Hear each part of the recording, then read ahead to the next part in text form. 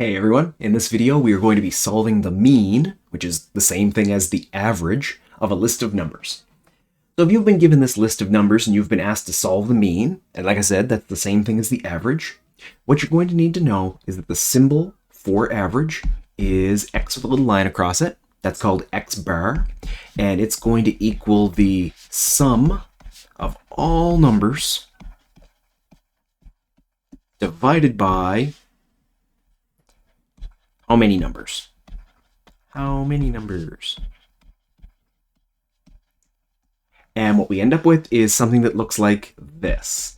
So our x bar is going to be 3 plus 5 plus 6 plus 10. And the order of the numbers doesn't matter.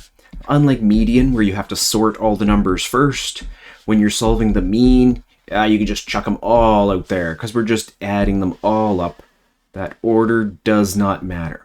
You do have to know how many numbers are in the list, though. So 1, 2, 3, 4, 5, 6, 7, 8, 9, 10.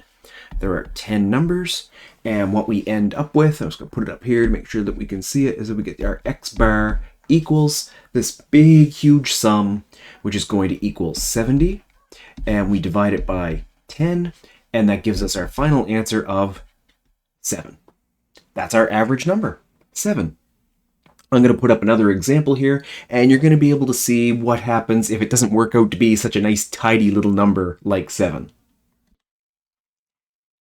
So here we have a brand new list of questions, and in this case, I can just pretend that these are test scores of 6 different students, and I want to find out what their average grade is.